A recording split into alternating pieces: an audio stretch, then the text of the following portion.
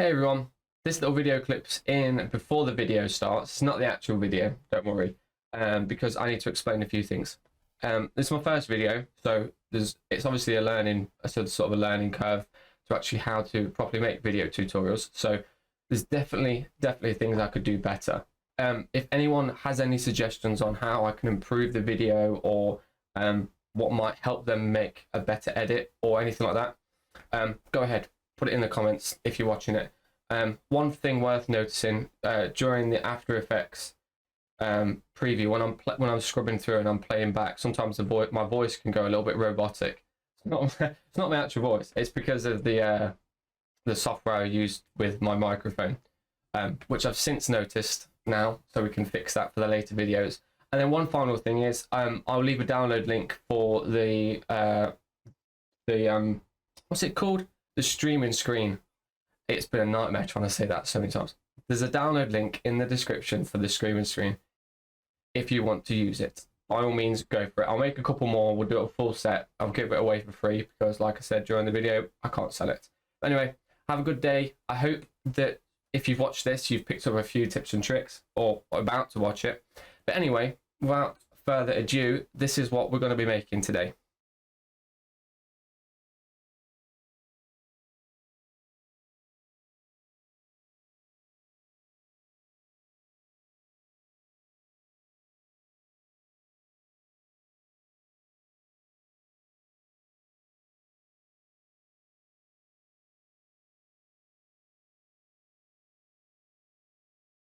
Hello and welcome to a video tutorial guide, follow along video, whatever you want to call it, on how to make a Twitch stream starting soon screen. Loads of S's. Let's just jump into it. So first things first, we need to know what we're going to be making. We need to have sort of an idea about what a stream starting soon screen is. So I'll just pop that up there. We'll have a look. We'll do some research. I mean, there's plenty available on Etsy already. I mean, there's like stuff here ranging in price. I mean, talking like £2-3 up to like £30, depending on how much people spend, how much time, effort. You get the idea. Something like this, very basic. No offense to place it. But it's quite basic. Something like this. There's going to probably be no animation involved. This is the kind of thing we're going to be making. But with a lot more pizzazz, a lot better. Hopefully, that's the idea. So anyway, enough looking at this good stuff. And what we're going to do is, because it's Dead by Daylight, we need to look for some horror stock videos.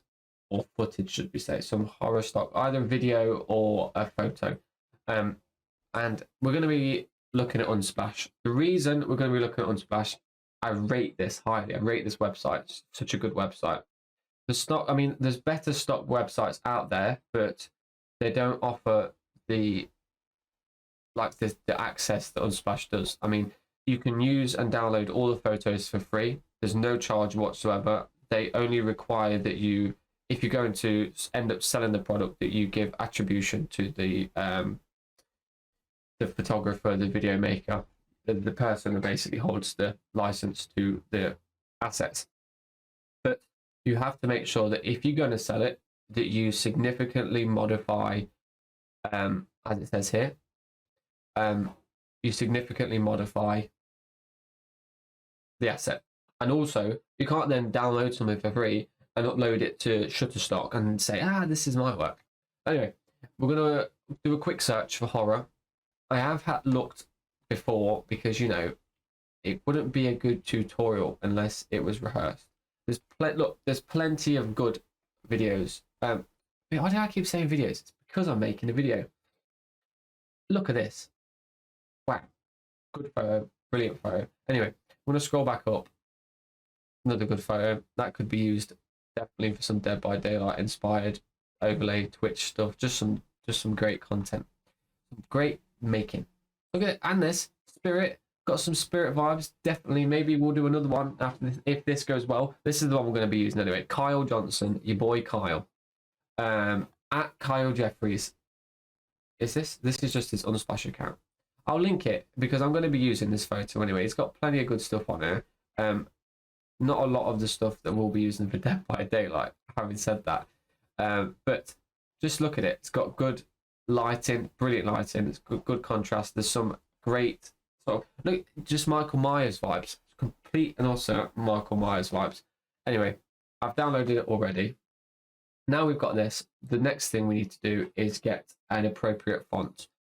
Something that screams sort of like, I don't know, like Michael Myers. When it first came out, the posters that were on in the advertising it in the cinema were great. So what we're going to do is we're going to run over and go to the font. Go to the horror section. Now, the font's a really good website for this kind of thing, but it's also, you just have to be careful. It's a website you have to be careful on because without realizing, especially if you're going to go and download something and then try and sell it, you can find yourself in a bit of trouble because a lot of these are 100% free. Here it's 100% free, or it will say free for personal use. Now, personal use means that you can't sell, you can't sell or upload. Yeah, basically, you just can't sell the stuff that you're making with it unless you buy a license for it. But that involves obviously paying going to either making a donation or visiting the website and paying for it. The font we're going to be using is nearly perfect for this. There's a little bit of a problem, but I don't know if this is the same in the commercial version, but if it is, I'm not a fan. The I and the J are so similar that it becomes a problem when you're writing something like starting, which is what we're going to be writing today, because it's going to look like it's going to say starting with a random J in it. Anyway, we've got another font that we can use. We're mixing it up. We'll put them both together, and what we're going to do now is, now we've downloaded this, we've downloaded that, the next thing we need to do is head over to Video Copilot and downloaded a lovely plugin. This plugin is insane. It's so good considering it's free, and it's also only, I think, 8 megabytes in size. What you can do with it is crazy, and it came out in like 2016, but it's insane. It's so good. Anyway, we've already downloaded that, downloaded the photo, downloaded XYZ things. We've got everything that we need to get cracking. Now, what we're going to do first things first is load up Photoshop. The reason for that is because if you look at this photo, it's portrait. Now, no stream, well, I don't think I've ever watched a stream that's actually in portrait unless someone's live streaming from a phone, but they're never going to be using this, are they? So what we're going to be doing is essentially just adding a little bit of background to it. We're going to be making a new document. We're going to be sizing this at not the clipboard size. We want to be sizing this at 1920 by 1080 in a landscape orientation, and we're going to up the resolution to 150 because a lot of screens nowadays, the resolution is higher than 72 ppi, which is sort of web resolution or most display resolution. Now, my monitor is slightly over that. It's like 105, I think. And I know Twitch tends to crunch down the, the quality of your stream gets crunched when you're streaming, and they're not going to probably notice the difference. But if we're making a good quality product, we're going to want the starting background to look proper. You know, it's gonna look great. So we're going to make it 150 resolution. If you're using a computer that's sort of lower end, you may struggle with going above 72, but honestly, I don't think anyone should have a problem, especially if you can run Photoshop doing everyday kind of tasks. Plus, we're only going to be using this. And also, if you're doing this and you're using After Effects, you're going to have no problem. So don't worry about it. Don't even sweat it. We're going to go to File. We're going to go to Place Embedded. The reason we're going to place Embedded is because we actually need the image to, by default, and enter as a smart object, which what happens anyway when you place it as embedded. And then that way we can edit it a little bit easier and we're not damaging the photo. Because the idea with Photoshop, the best type of editing is to sort of do non-destructive editing. So whenever you can, add a mask so that you can add in and take away as and when, and you're not trying to fight back or claw back pixels that you've accidentally erased that you're never going to get back. So all we're going to be doing is essentially adding in a gradient for this. We're going to add in a gradient, and then we're going to drop it down a layer. We're going to double click the gradient over here, and we're going to set this to 0, so it goes from left to right. We want a lovely linear gradient. We're going to click this little color marker here, and then we're going to select as close as we can to the edge of this. The only little problem with this image is that there's a lot of orange hue on the left, and there's also a lot of sort of dark purples, browns. We probably want to color pick a dark purple brown, because as we remove, which you'll see in a minute, we're going to sort of feathering the edge off. We want a lovely dark purple here. Then we're going to color pick the other side. The other side's fine because you can see that this is sort of like the doorway, so we can get away with this. Again, it's like a dark purple in hue. This side though, we need to make sure that we change the opacity so that it bumps it up all the way to 100. As you can see, there we go. Now we get a proper refined edge. Color pick that again just to make sure that that's perfect. Now, because this is a smart object, we need to add a layer mask to it anyway. We're going to be using the brush tool, and we also want black and white on the alternate brush, so that when we paint in black, it slowly removes parts of the image for us, because we want to slowly blend this out. So once we've blended this out, we're probably going to have to adjust the gradient anyway, again, because like I said, it color picked something a little bit too light for us, I think. But we'll blend this out, and we'll blend this out here.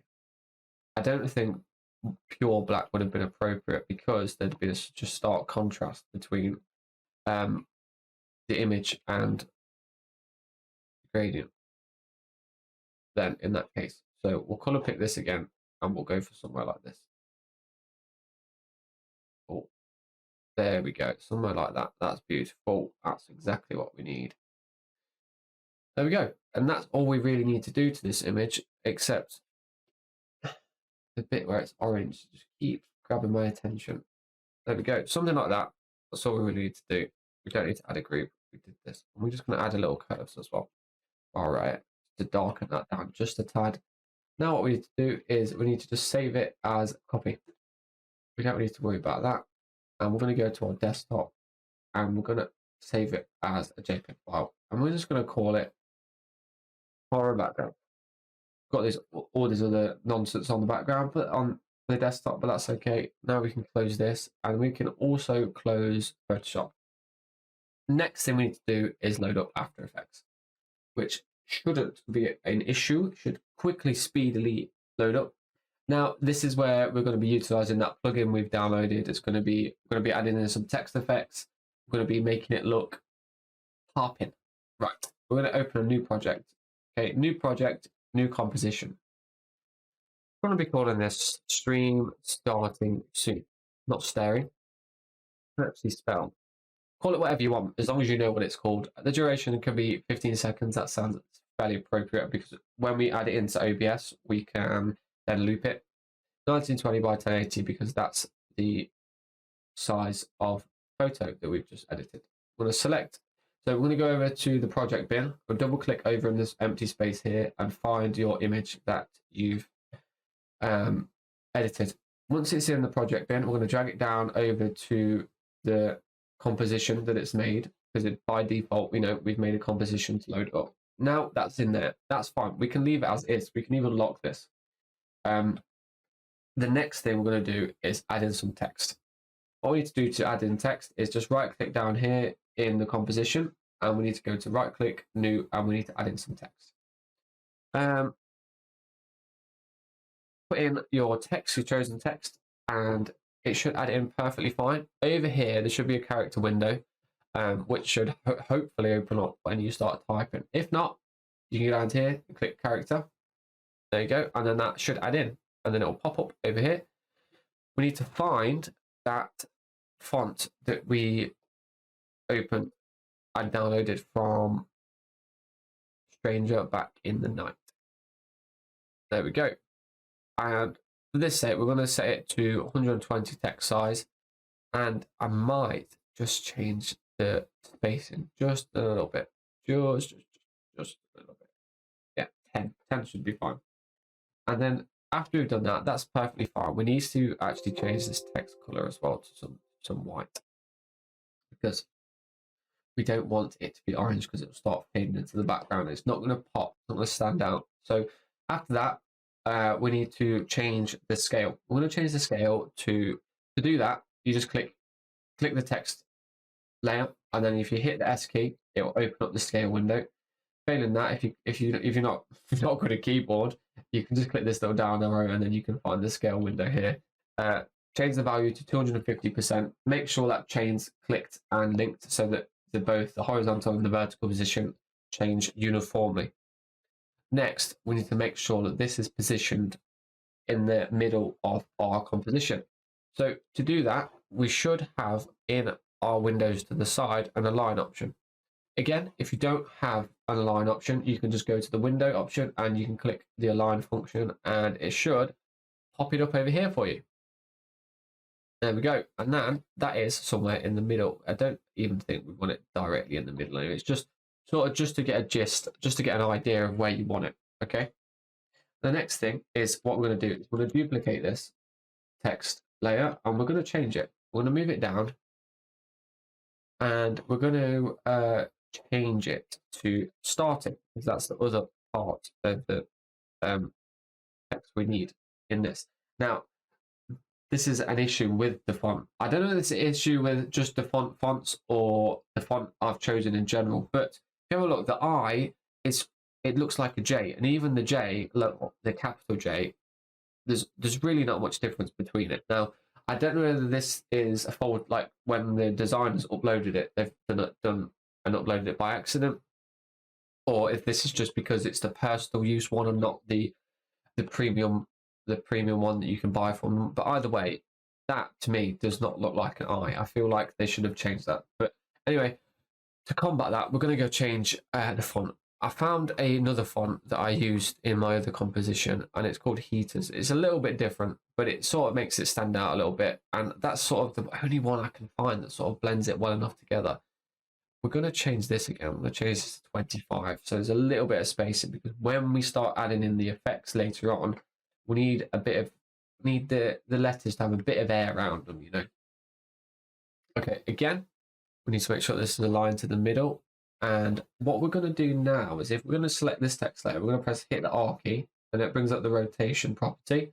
I'm going to change it to -9, because it adds a little bit of interest. It sort of makes it flows against the background, but it adds a little bit more interest to the image, you know. And again, with the stream, just to keep the text uniformly presented, we're going to change that to -9. The spacing's fine. Starting, stream, all sorted. Now, the next step we need to do is we need to make this sort of writing, sort of like you would if you were, you know, using a pen and paper. To do this, we need to go over to the effects bin, and we need to type in stroke. Now, what this does is applies a stroke effect over the top of your text layer, but it sort of does it acts as a mask. You can make it act as a mask, which is really good, and it sort of just gives us the desired effect we need.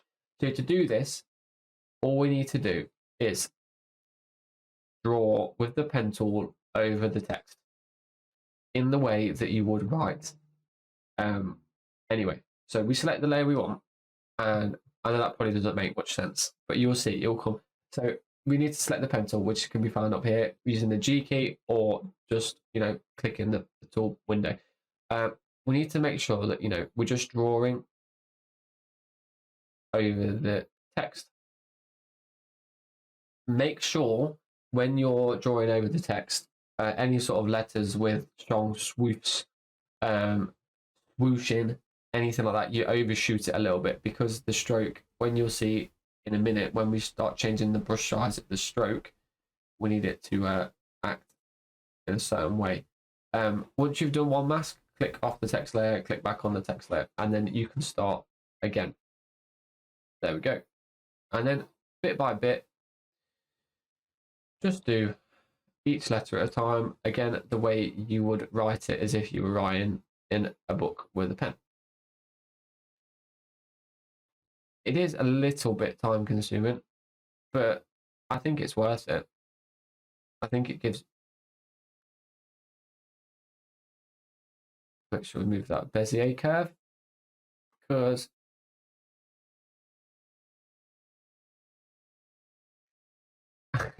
I know as well, you probably look at this thinking, what's that pen tool usage? But it doesn't have to be perfect. I'm just doing it again. I'm just doing this quickly for the tutorial. The other version I've already uploaded. Please believe me, the pen work is a lot better. But anyway, we're nearly done. We'll stop blabbing. Right, there we go. Now, the reason we jump in and out of the layer each time is because we want each letter to have a different mask. Because when we go into the stroke effect, we don't want to select one mask. We want to select all the masks so that it can play them out uniformly, like sequentially, as it says up there. And we also make sure that this is ticked.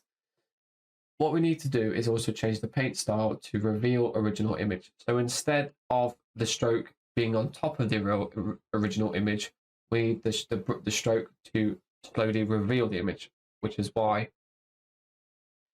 we need it to do this. So the brush size, we can bump this up to probably somewhere in the region of 20. Okay. Now this is where the cool part is. This end value is the value we actually need to change. If you can see, let's see if we put this on 4. Okay. You can see as it draws out like you would write. Now the only issue we have here is that sometimes you can see it here that the mask can affect the other letters. Now, obviously, we don't want that. We don't want that at all. So, can you not do that, please?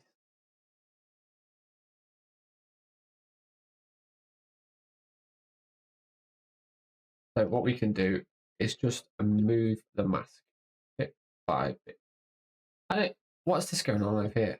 What is this?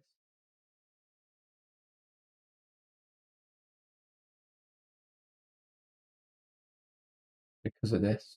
It's because of the R. Okay, anyway. We just went a bit too crazy with the R, you know. So, bit by bit, we'll amend this letter, and hopefully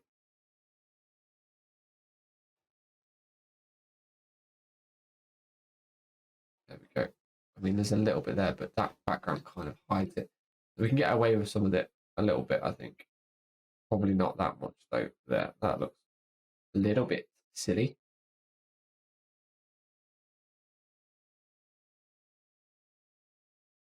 Move this across again.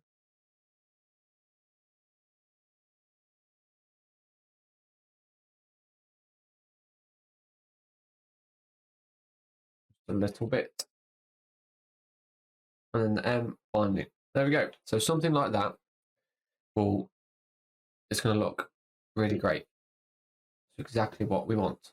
Now, to actually edit it, all we need to do is we want the actual, because we want the overlay to loop, we don't want the font and the text, any of the text to appear or be on the screen instantly, because it's better if it fades out and fades in, because then it looks more, the loop is more complete, and it kind of gives that effect, especially because we're applying effects to the text, because it's going to sort of, the text is just going to disappear at the end. If it's just going to cut off and then appear out of nowhere again, it's not going to look great. So what we're going to need to do is make sure that the text appears a little bit after. So to do this, we're just going to make sure the stroke key frame is activated. We're going to do that by clicking, what we're clicking? The stopwatch. I always forget the name of that. So, and then we're going to change the value from 100% down to 0, which is going to make the text disappear, because it's not there anymore, you know, it's disappeared. I'm going to jump the playhead a little bit more forward, and then we're going to find an appropriate sort of time that we think this is going to take, how long it would take you to probably write it, it's how long you want it to, so something like that, maybe a little bit longer. So we've added that keyframe in, we need to actually jump in. So we're going to go into this effect panels down here on this composition window of this layer, and we're going to grab this and just drag it out a little bit to make it a little bit, play a little bit longer. something like that. I'm not completely happy with the fact that this R bit appears, and it is obvious, but like I said, in the original version, you know, you can spend more time doing this in your version, and the original version I've got exactly the same. It's more of getting the techniques down rather than spending half an hour like sorting out masks. But that is essentially that layer done. So that's we're already halfway through. We're already halfway there. Now what we need to do is move on to the starting text. This is where it gets a little bit more complicated because there's going to be so many different properties with the plugin we've added, but that's fine. To start off with, we're going to add, or we're going to actually pre-compose the starting text because it will be a little bit easier just to add, and we're not getting layers everywhere. So we're going to jump into this composition. To actually make it a composition, we're just going to right-click the layer, click pre-compose, and it'll ask you to give it a name. Once that's done, it'll give you a little icon. Instead of a T, you'll get a little composition window. What that essentially does is it makes a group for the layer that you've made. You can highlight multiple layers and click compose, and what it will do is it will jump it all together, much like you create a group in Photoshop. This is a similar sort of thing, but because it's a video software, it's called composition. Benefits of a composition over not using it is if you're going to be using multiple layers to affect a singular object, is that all the effects you add to a composition also affect everything inside a composition. So like in Photoshop, if you were to make a group and you've got two text layers, instead of going into the blending options and adding a stroke or a glow to each independent text layer, you can add it to the group and it will affect both. This is essentially the same thing. And it also keeps everything a little bit tidier. You know, you've not got 6, 7, 8, 9 layers there, and you're trying to figure out what's going where. And it also means that the layers themselves stack how you want them to stack, and you've not got effects affecting other effects. All this kind of it just makes it tidier. Just if you work clean and work tidy, you'll have such an easier time with this, because as it stands, After Effects can be such an overwhelming program, especially if you're new to it. But anyway, I digress. So we'll jump into this composition, and we've got this here. We're going to move this into the middle of our project window, because they act in the, even though that does kind of jump, you can affect this position. It doesn't affect inside the composition once you've moved it. The only thing to be wary of is that the bounding box outside here is also can be visible outside here. So if you start moving stuff all the way down and applying effects, you'll get these weird sort of lines appear out of nowhere. But anyway, to get this effect that we're going to go for, we need to go over to the effects window again, and we're going to be searching for the effect that we've just downloaded, which is Saber. It's under a group called Video Copilot, which is the company that actually makes it, and we're going to be applying. We're not going to be applying it to that. What we need to do is we need to right click, we need to click new, and we need to click solid. Give it whatever name you want. I'm going to give it, I'm going to be misspelling the word outline. There we go. And then I'm going to be applying the Saber effect to the outline. Okay. The reason for doing this is it just makes it a lot clearer to sort of edit the Saber effect, and it also allows you to change the text itself. So you can change this starting to, so if you've made your video, everything's great, and you're saying, oh, I've not got an ending stream, you can just jump into this project, change starting to ending, and boom, export it. You got exactly the same theme style, and everything's looking great, everything's looking crisp. What we need to do is we need to first select a preset. We're going to be selecting fire, because it's, you know, it's kind of like, it's getting kind of fiery vibes from this. Get some fiery vibes. And we're going to be changing the alpha mode over to mask light. Okay. Now the next thing we need to do, I need to see if I can remember this, because there's so many different like values we change. We need to drop down the customize core window, and we need to change core type to text layer, because we're going to be affecting the text layer. Select the text layer you want to affect. In this case, it's the starting, but you can see it's too intense. There's too much going on there. So we're going to drop down the core size just a little bit, so we can actually see the text how we want it to see it. because it gets a little bit crazy up in here.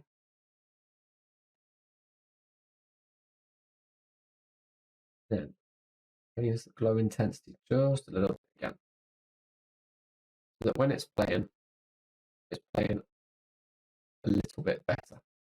Okay, and it is literally just a matter of playing with these settings.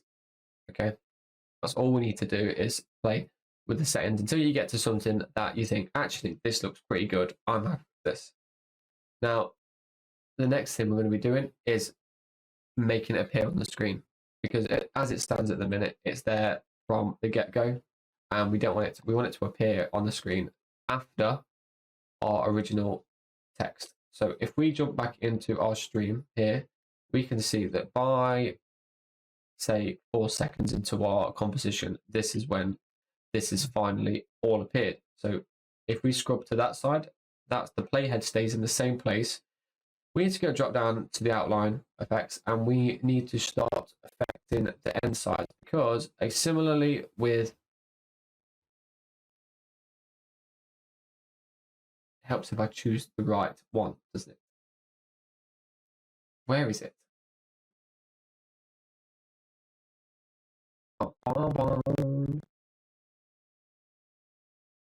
Is it end offset?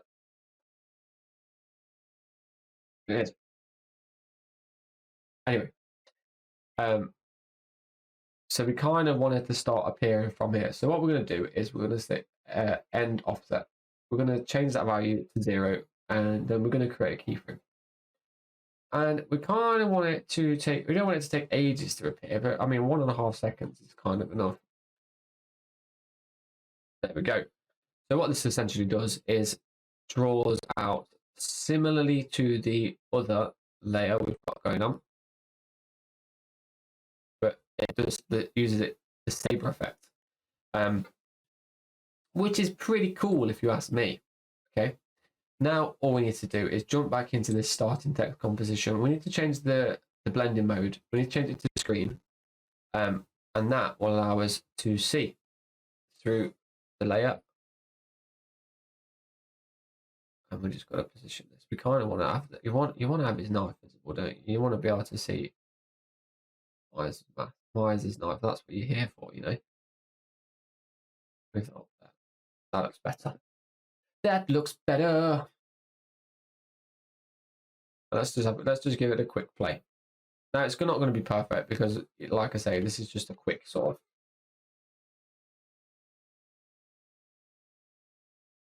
of. That once it's rendered once, it'll be a lot better. But it just sometimes, if you're adding lots of saber effects, it can take a little while to render it, especially the preview, especially if you're running it at full, like this is today. But once it's run through, once it should once it this green bar's me, there we go.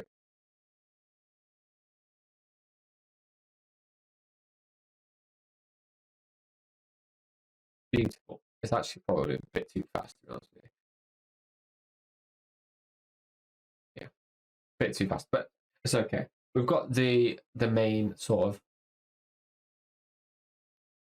we've got the essence, you know, we've got the essence. The only other thing I need to add is something that I've already made before, which is some sort of like spark effects. I'm going to drag it in from this bin because it's in a random folder that I didn't actually sort out prior to making this video.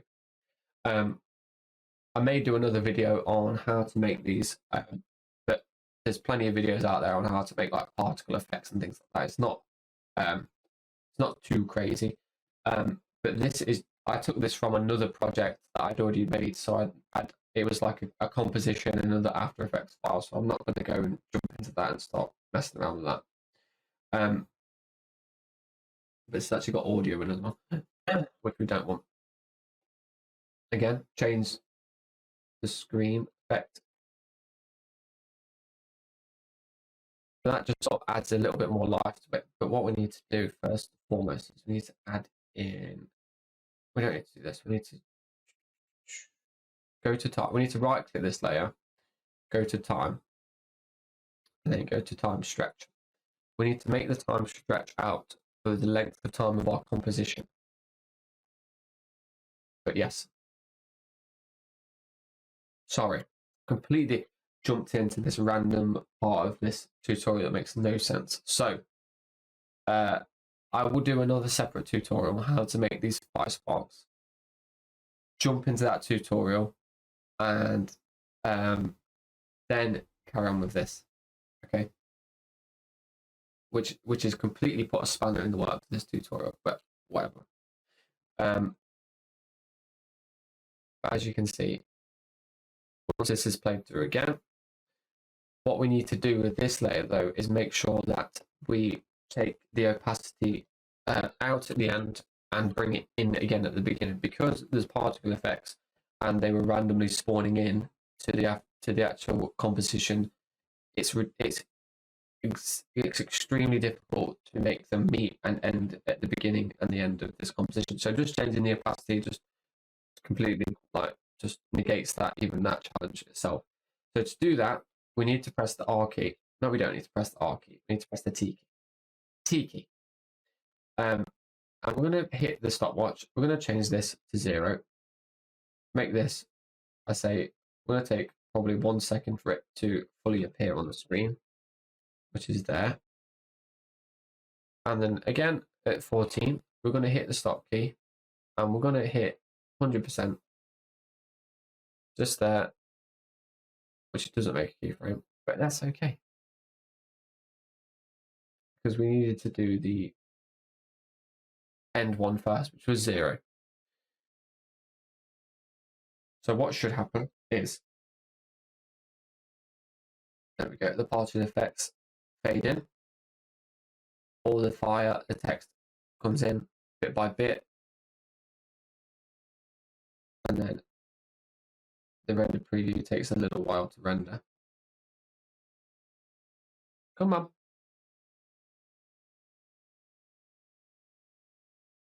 But yes, once it's decided to actually render anyway, particle effects disappear at the end. And then all we need to do is export it, because I think that's done. I mean, with this tutorial, there's some tips and tricks that you can use throughout your After Effects projects themselves. I know this may have not been the easiest to follow because, it's my first video, but I'm going to get better at it. Consistency is key, right? And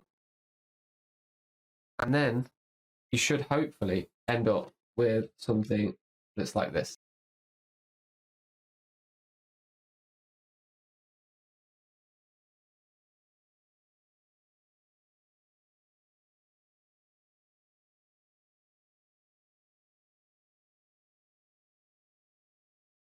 Now, to actually export this video, once it's actually rendered through, just make sure that your composition area is actually fully selected. We've got all 15 seconds here. And what we need to do is we need to go to File, Export, and ideally you need to click Add to Render Queue, which will do it by default. It will open a little window here and you can just click Render. But for some reason, my After Effects doesn't like that, so I have to use Adobe Media Encoder, which what we'll do is load up a separate window, which essentially looks the same, just in a bigger window that you'll get at the in the middle of the screen as opposed to the bottom. Once it's decided to load up, it loads up like this. This window here appears at the bottom there, and what it's going to do is eventually it'll appear. There you go. So I essentially do a H264, which is I don't know why I keep saying essentially.